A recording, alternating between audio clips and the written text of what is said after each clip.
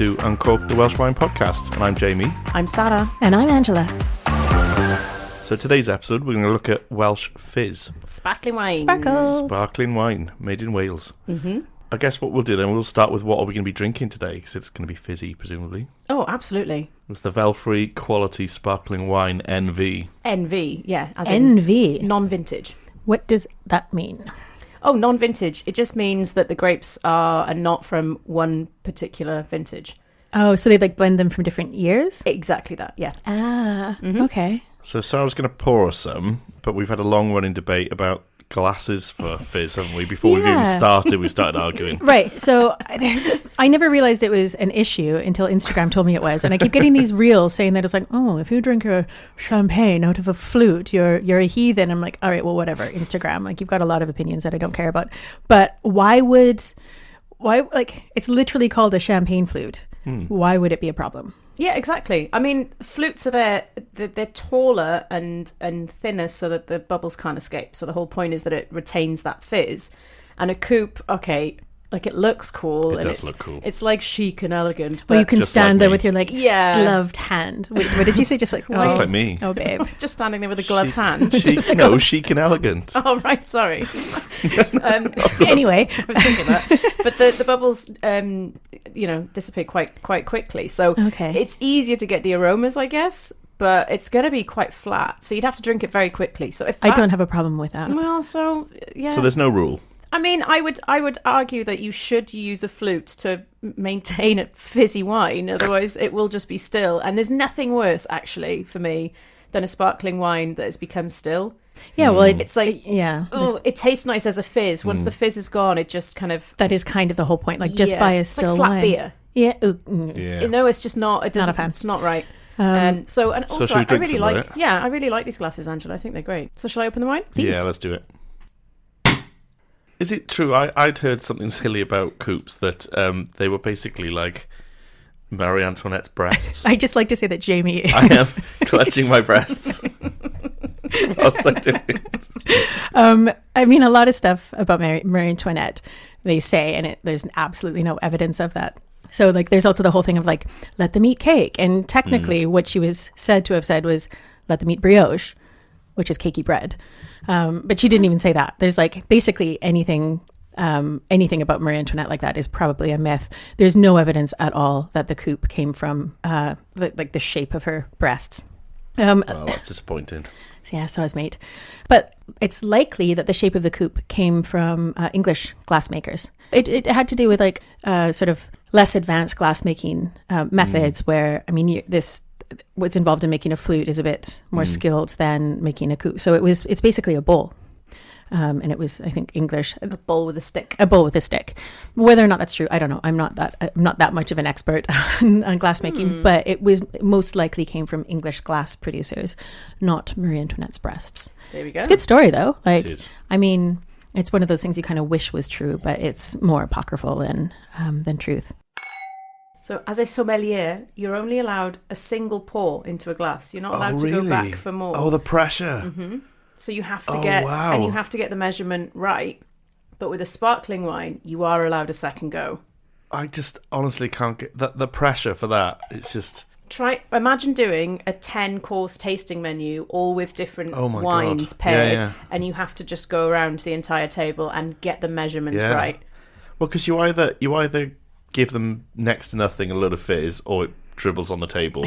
Neither of those are good things. Fizz would be tricky. I know, because, like, having helped you with wine tastings, when it comes to pouring still wine, you do get a knack for how much a pour is. It's like you get a feel of, like, the glugs. It sounds really silly, but, like, sparkling wine is a different game. I mean, if you're going to go to a proper restaurant, they use specific glasses that the shape of them will give you an idea of the measurement. Right. So underneath, so the base bit would be a 125 measurement, or like 100 or a 125, and then the bottle's going down. Sort of well, thing. no, as in the glass. you're pouring inside the glass. It has to do with, like the curvature. Yeah, gives you a hint that. of where it should go, doesn't it? So, and they only told me that, like, on week 2 or week 3, after I'd been pouring the wines and getting them wrong and, like, getting into trouble for wasting so much wine. I knew that from friends I have who live in Spain, and because they you know, if you're just enjoying a bottle of wine at a friend's house in Spain, they don't pour large measures. It's quite small, but it is. They pour to like the mark on the glass, and they were mocking the Brits for Big like balls. you get like a large glass of wine, which is literally a cup.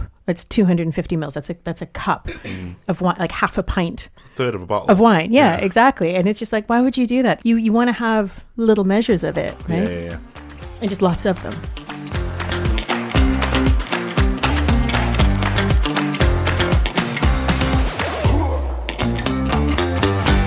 So Sarah has a trivia question for us. I do have a trivia question for you today, and it is: who invented champagne? Oh. No multiple choice today. I want you to give me your professional I mean, opinions. the fact that you're asking us that makes me think that it must not be the French. Oh, here comes the PhD now. Yeah. But then you would. This is like the scene in The Princess Bride. I don't know. It's like, but you know that I know that you know it. I'm just gonna. It was Dom Pérignon. I'm gonna go with Dom Pérignon. That's. I'm probably wrong, but I'm gonna. Someone's got to say it. So the French. The French. Yeah, we can And I'm- generalize. We can just go with like. Okay, the let's go with the country. French. But I was gonna go with like, isn't it? People do assume that it's that particular guy. Yeah, we'll talk about him in a bit. All right, I think Don't I'm worry wrong. about it. I'm gonna We'll lock talk it in. about Though. him. I'm gonna lock it in. France. Maybe it's the Italians, and maybe they did something to do with Prosecco, or it could Okay, yeah, be. good You know, guess. it's just a sort of. It's not the obvious answer. You but- got a good guess. I didn't get a good Prosecco, guess. I got it. Let's go with Well, I that. listened then. to you squirm for a while, and then I had time to think. Okay, so Angela says France, and you are saying Italy. Cool. Should we dive into how we've even got sparkling wine? Yeah, let's do a bit of history. Yeah. What even is sparkling? That's a really good point to actually just explain what a sparkling wine is in the first place. So most sparkling wines go through 2 fermentations. So the first fermentation creates a base wine. Once you have the base wine, you add some sugar and some yeast to start a second fermentation in a tightly sealed container. So as the yeast convert the sugar into alcohol, CO2 is released, but it can't escape. So it has to dissolve back into the wine, and that's what creates the fizz. So that's what creates the bubbles in the wine. So there are different ways of doing this. So the traditional method, which is the one that is the most, well known, which is also known as the champagne method. The second fermentation happens inside the bottle, and then it's left to age for a period of time on the lees. On the who? Lee who? How many Lees are there?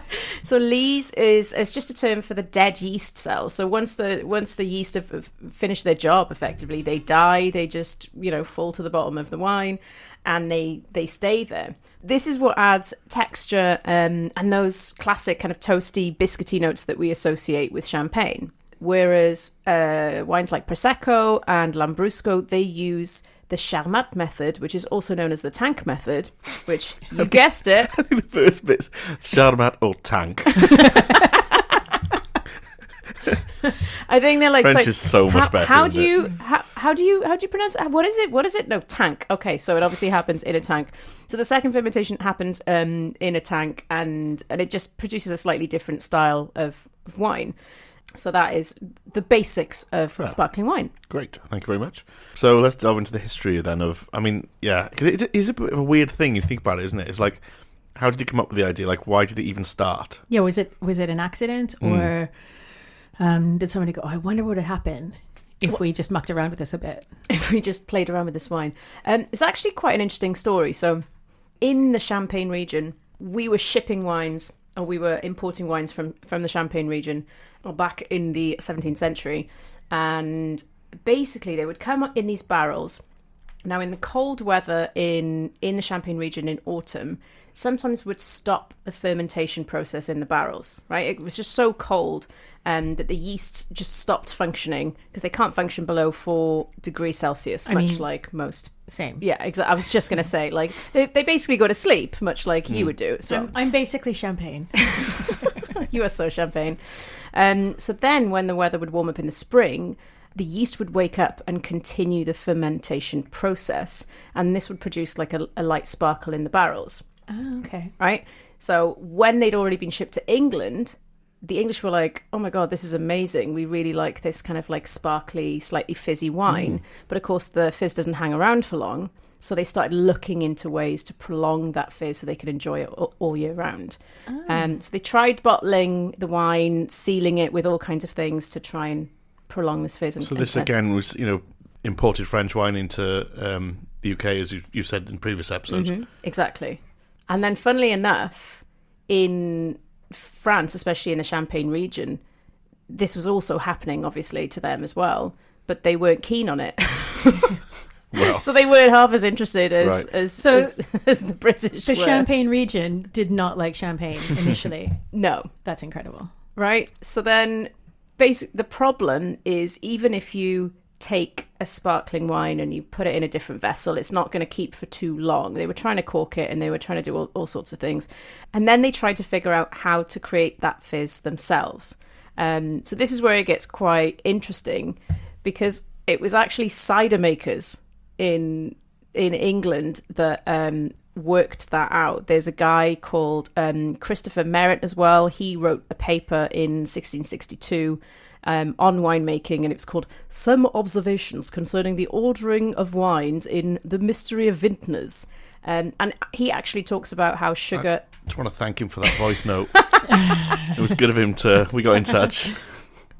But he talks about how sugar and molasses were added to different drinks, specifically to wine, to make it to drink brisk and sparkling. So he's basically describing a secondary fermentation that the cider makers had worked out. So this was published in 1669, but he'd written this in 1662, which is like 50 years before Dom Pérignon was even like doing his work.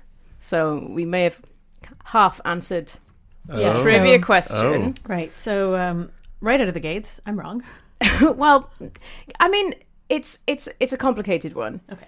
Because so far, Champagne has created this wine that does have a sparkle, but the English have worked out the second fermentation, but they still haven't managed to properly bottle it. And that's where it is.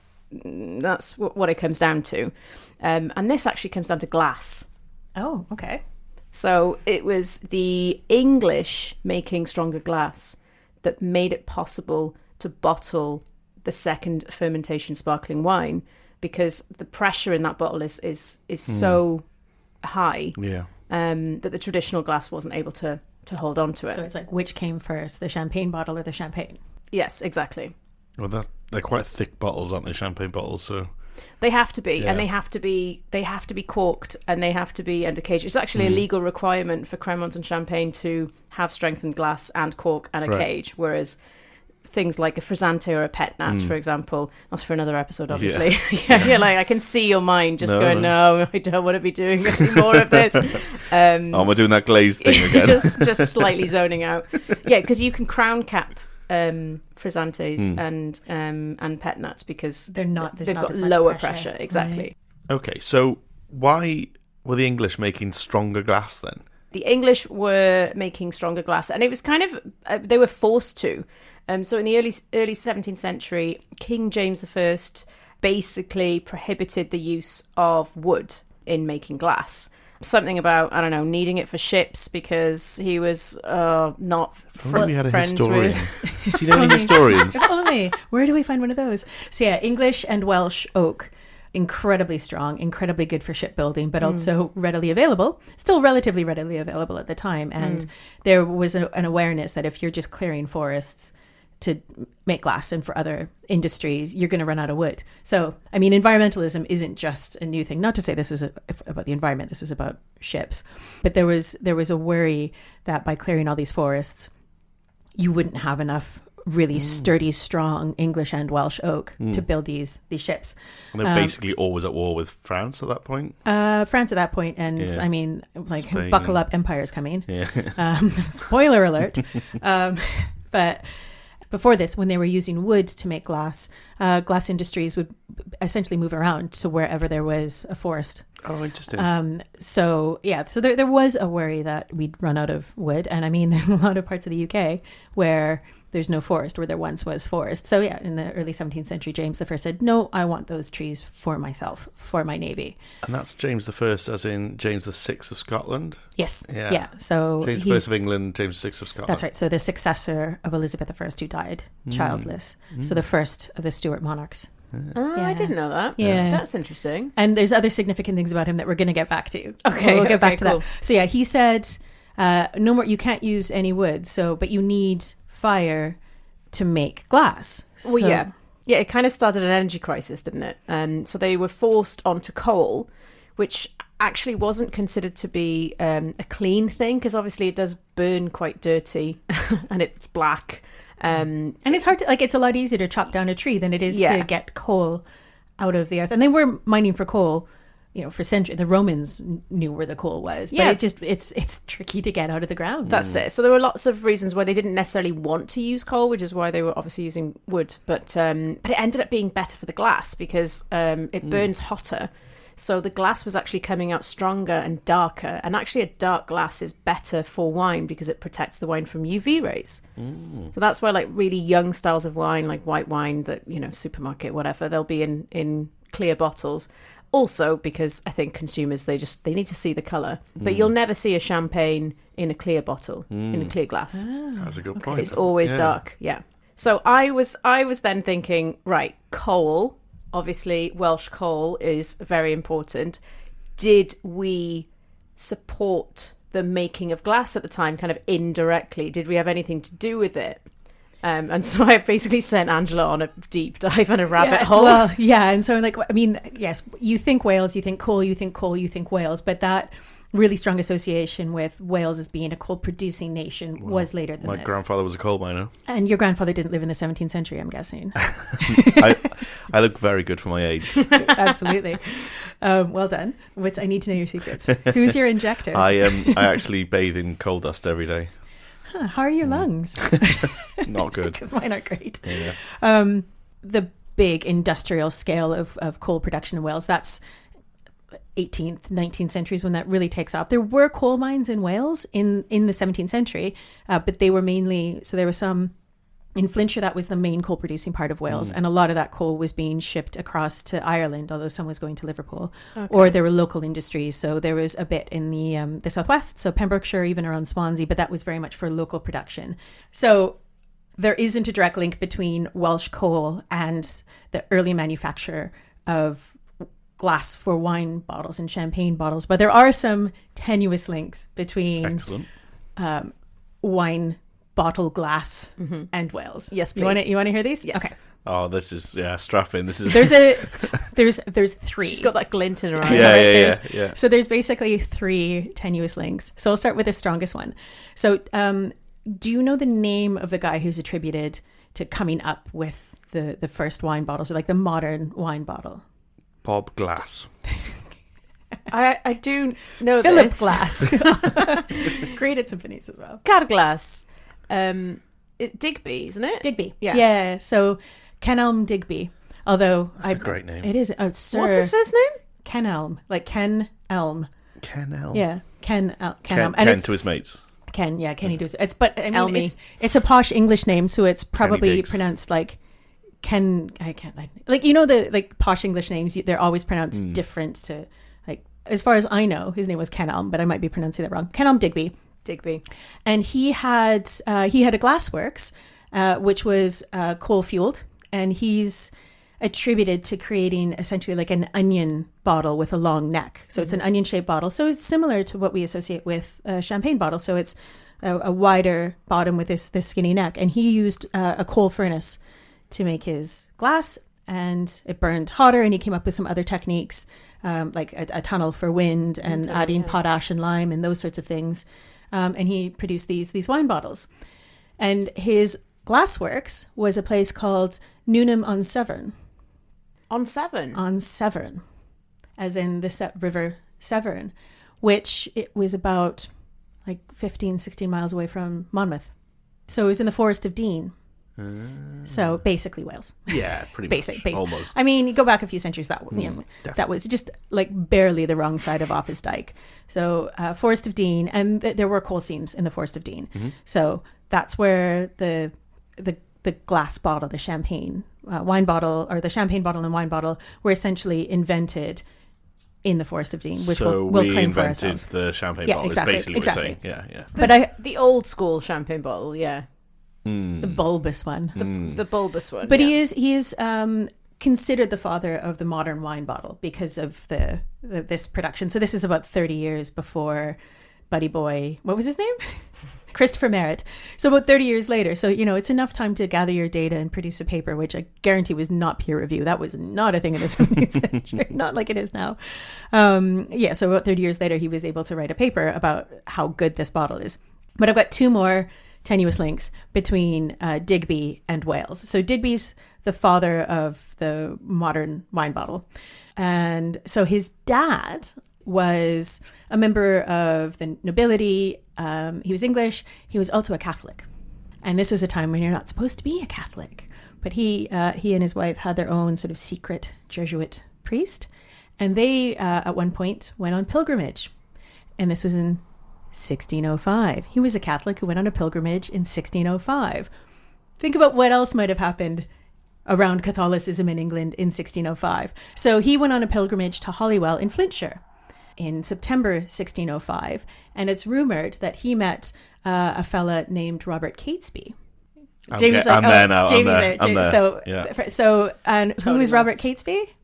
He was gunpowder plot? Yeah, he was one of the conspirators and the gunpowder plot. Yes. So it's around the time that Everard Digby went on pilgrimage to Flintshire that he met Robert Catesby. So we don't know if they actually met there, but we'll pretend they did. So we'll say that Everard Digby, just for the sake of this, don't come at me. It was in Wales, we'll say that connection was made, and Everard Digby was recruited to become one of the conspirators for the gunpowder plot. And he was after the gunpowder plot. So this is Guy Fawkes. This is the reason why we have remember the 5th of November. And so he was one of the conspirators that tried to blow up the Houses of Parliament and blow up the king in the process. So after the gunpowder plot failed and all the conspirators were captured. So Everard was, he led part of the rebellion in the Midlands that he tried to, and everyone's like, what now? No, I'm not doing that. He was convicted. He confessed and was convicted, and he was executed. Oh, wow. So Kenelm Digby's dad was executed for conspiracy in the gunpowder plot. And he was recruited possibly in Wales. Everard Digby was. So that's the second tangential link. And the third tangential link, well, it's a literal link between, we'll go back to Kenelm Digby and Wales, but it has nothing to do necessarily with the glass bottle.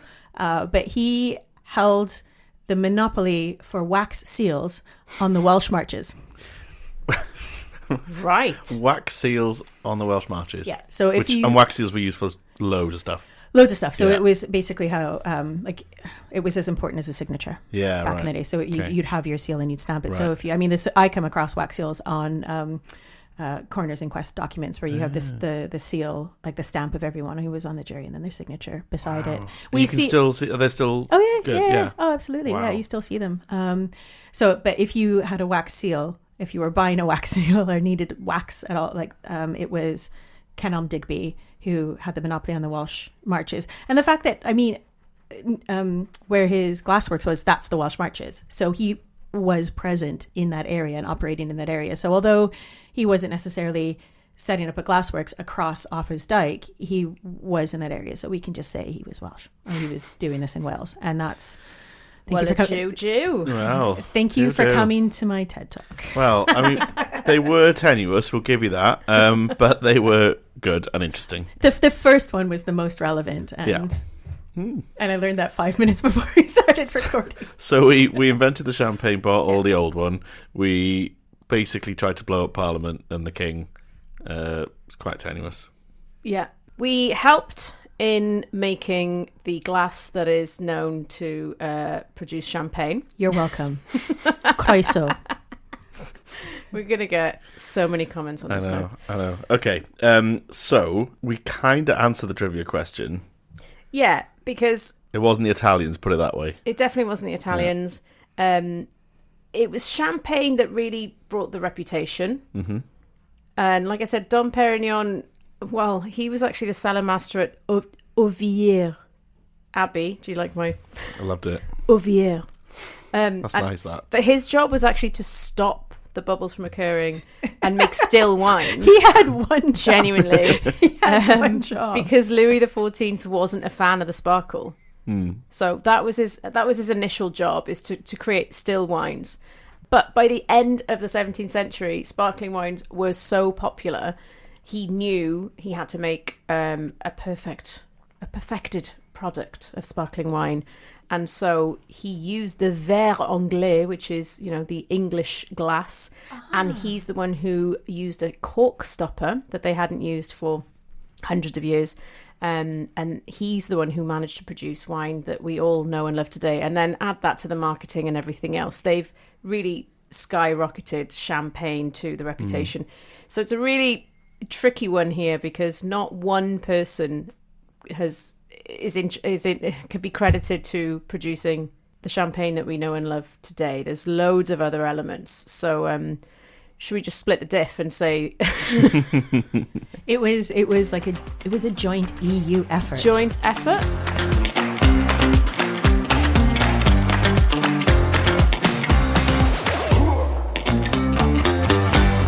Okay, so I've noticed that there are quite a lot of sparkling wines in Wales. Mm-hmm. Why do we have so many? We've got quite a good climate for the old sparkling wine.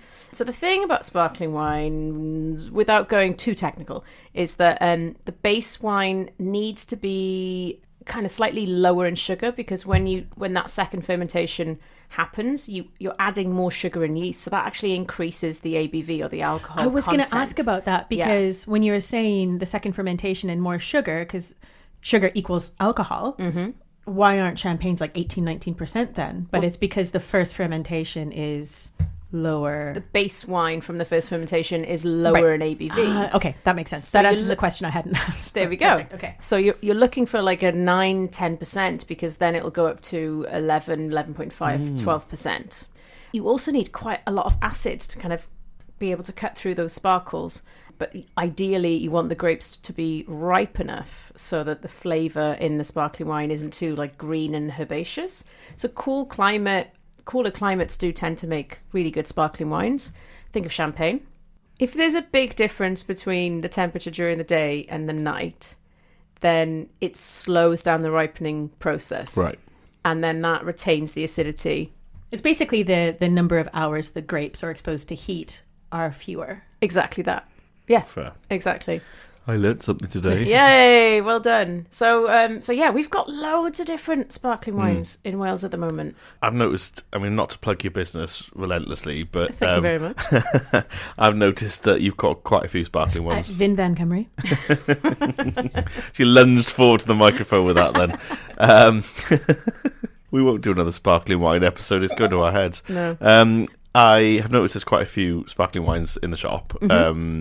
What's the market like today? Like, are they sort of champagnes? Are they like champagnes? What are they? The majority are traditional methods, so champagne style sparkling wines. Common varieties, we're using Pinot Noir, Chardonnay, Pinot Meunier, Seyval Blanc. But actually, there's quite a lot of variety at the moment.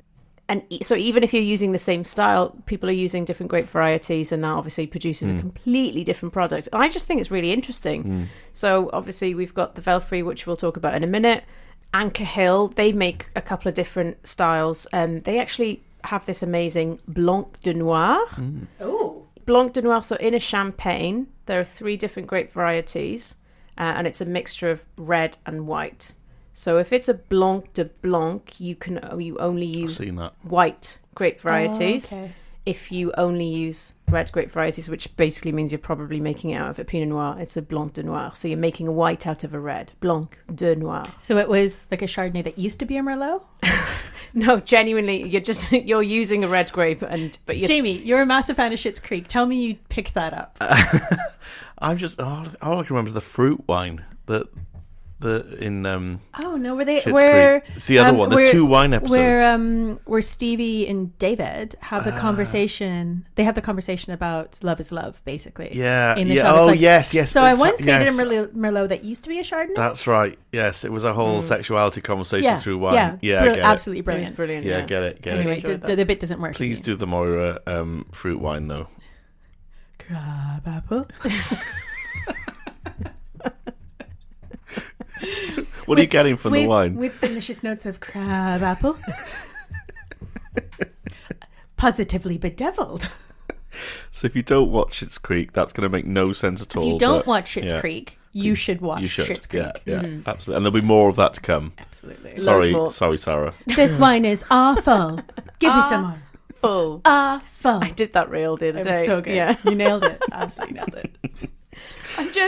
There are loads of different sparkling wines. Anchor Hill is a great one. They've got some amazing ones that have won in international competitions. Okay. Montgomery, the sparkling, I've had that one. The Demi-Sec. Yeah, it's really nice. That's Montgomery amazing. Fizz, it's very that won the Welsh Wine Awards 2023. That's made with Seyval Blanc. The Vale Vineyard 2021 debut sparkling rosé. That won in 23 in the Welsh Wine Awards. And then the 22 vintage actually won the 24 awards as well. So they're making some excellent sparkling wines up in North Wales. White Castle, they make sparklings with Phoenix, which I just love that word. I just think it's such a cool, great variety name. I've got a Phoenix tattoo. Have you? Yeah. My point is, guys, is that there is a lot of variation. And our friends at the Dell as well, they actually made a Col Fondo, which is... Carl Fondo? A Col... That's what I thought. Was it in Happy Days? Carl Fonzo? A Col, C-O-L, Fondo, which is a sparkling wine that's gone through 2 fermentations, but then they don't get rid of the yeast afterwards, so it stays in the bottle. So this is one of the traditional forms of making Prosecco. Okay, so coming to the shop, there's loads of sparkling wines on offer. Where do I even start? Because you said there's lots of different methods, different styles. How do I even know what I want? I guess just a similar process to what I do when anyone comes into the shop. I find out what your intentions are with the wine. You know, who's it for? To drink it. Yeah. But I mean, you might be buying it to celebrate, you know, an occasion, or maybe it's a gift. Or... And you can also pair sparkling wine with food. Yeah. As well, so there's loads of different ways, and I'm, you know, fortunate enough that I've tried all of the wines in my shop. So yeah, we've got lighter styles, we've got more age styles, we've got there's so much variety, like I said. So it's just asking the right questions, and then veering you in the direction of the most expensive bottle. Strategic. Wow.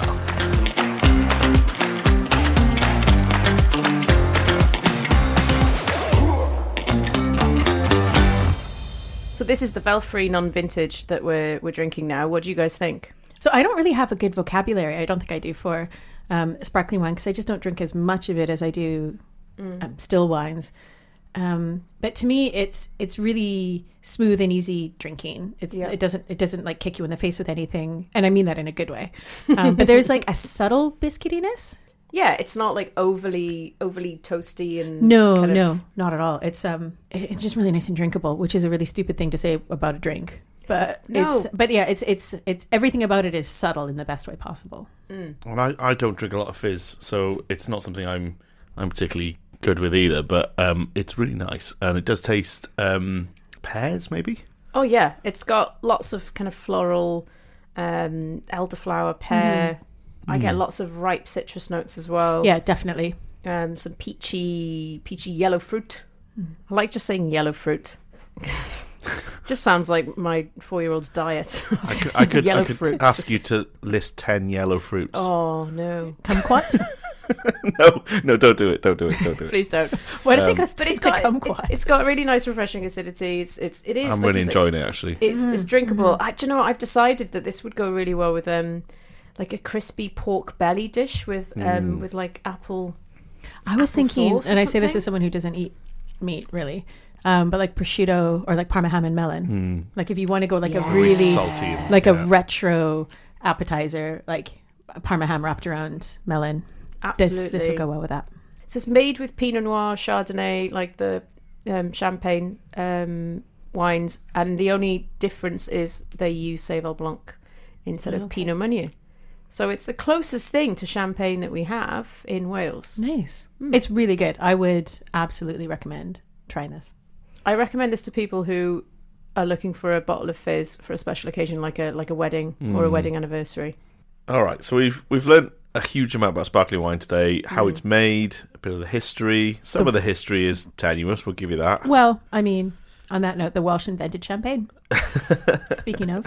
Well, let's take that. We're going to get into trouble. Well, you are going to get in trouble for that.